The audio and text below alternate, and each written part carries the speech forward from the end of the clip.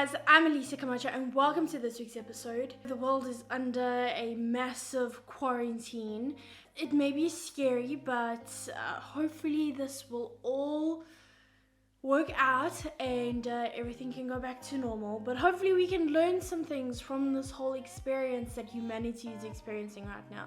Hopefully we can learn to be better towards each other.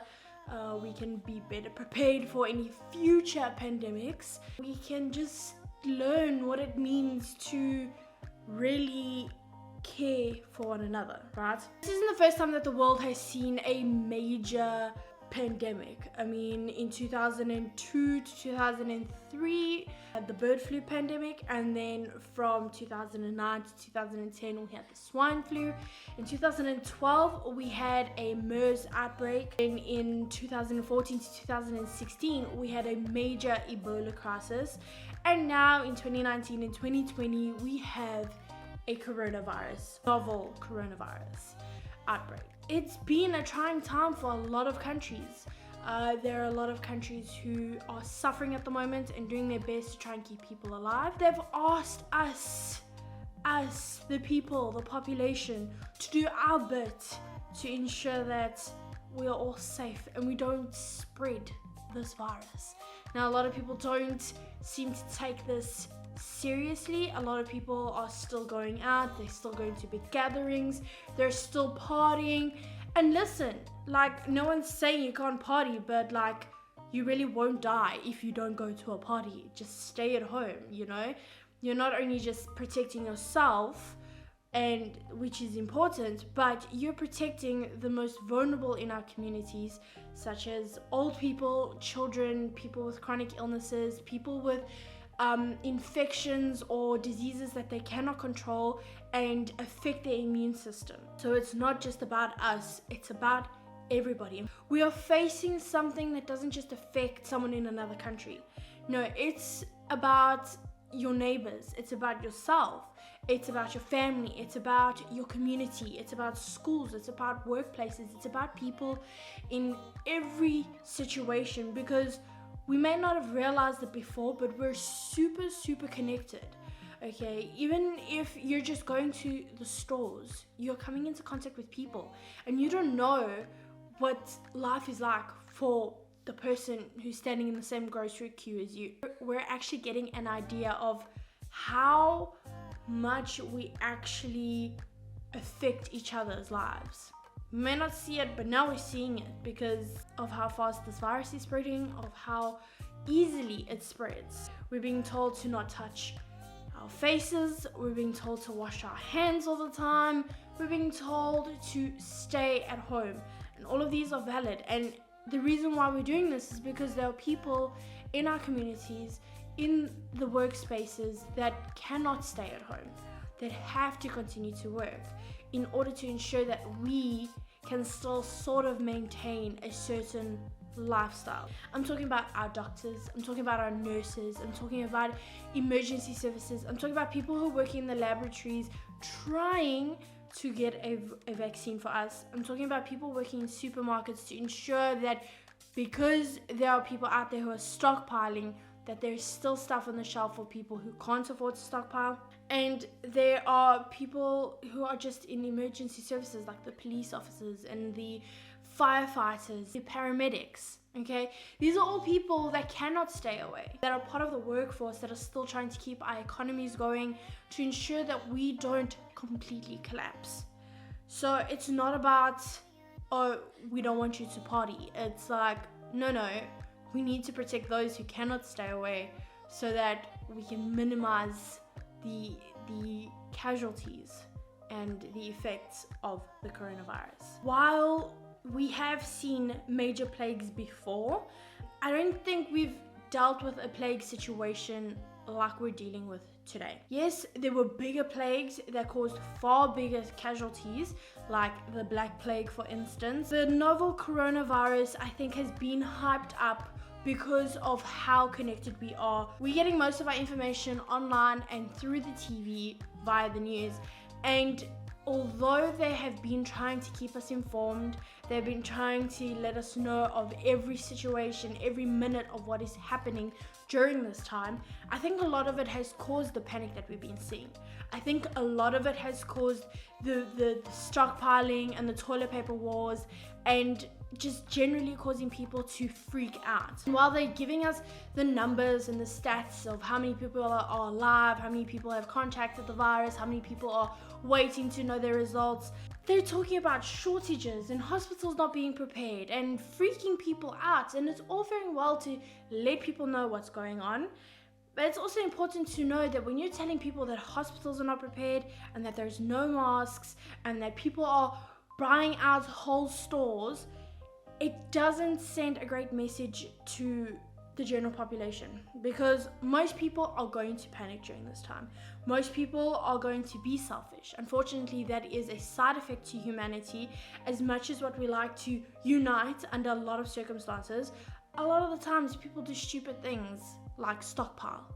It's like they don't need, for instance, 10 liters of milk for a week. Self-quarantining is not about you like buying out all the macaroni boxes or packets at a store. No, it's just saying, and it's just suggesting that instead of going to the store 3 times a week like ordinarily you would do, you go to the store once a week and you stock up for a week at a time, because this isn't going to go on forever. And while we do need to think about long term and what this means if it does go on, we'll leave that up to the experts. For now though, they're just saying stay at home while you can and ensure that you and your family are okay. You're also not going to be eating like 24 hours a day at home, guys. Like, you don't need to eat 24 hours a day. You literally just need to have your usual meals, stay healthy. No one's telling you that you're going to be at home for like the next 10 years. And also, I've been seeing a lot of shelves like super empty, which means that people are buying things that they normally wouldn't buy. I just think that we need to be more conscious, because there are people in our communities who can't afford to stockpile. They also can't afford to go to 10 different stores to try and get items. Like, why would you want to buy 20 tins of tuna? Like, come on. Like, would you ordinarily buy 20 tins of tuna? No. So just calm down. But since we have the internet, we have been able to become very close. Right?